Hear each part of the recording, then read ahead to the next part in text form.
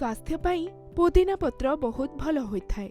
एथिरे एपरी किछि गुण अछि जहा आपणको अनेक समस्यारू रक्षा करिबारे सहाय्य करिथाय। तेबे एहा हाई यूरिक एसिड समस्या पाई मध्य बहुत भल प्रतिकार होइथाय। वास्तव में पुदीना पत्ररे किछि एंटीऑक्सीडेंट थाए जहा कि गट समस्या रे भल काम करिथाय। एहा व्यतीत बात कुंडिया एवं कफ को संतुलित करिथाय एवं तापरे पेटर मेटाबॉलिक रेट को बढ़ाई थाए।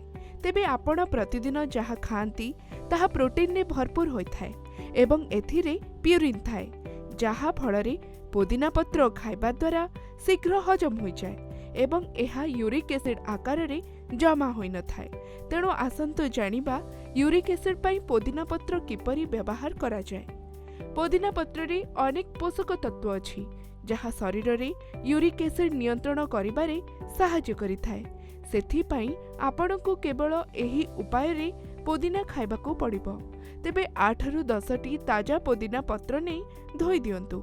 एही पत्र को एक ब्लेंडर रे रखंतु एवं आधा कप पानी मिसांतु।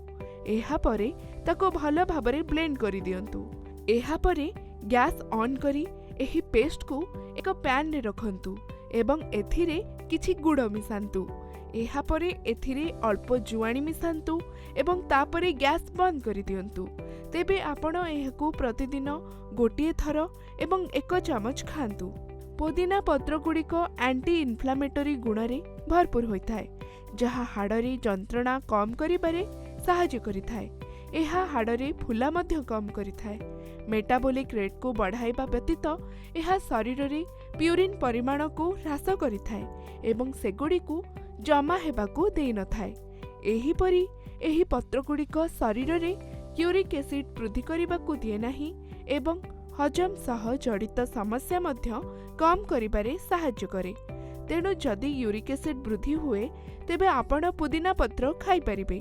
एहा व्यतीत आपण खाली पेटरे पुदीना पत्र चोबाई खाई परिबे।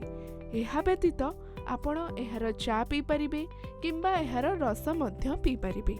तेणु एही उपाय रे एहा स्वास्थ्य पाई लाभदायक होइथाय।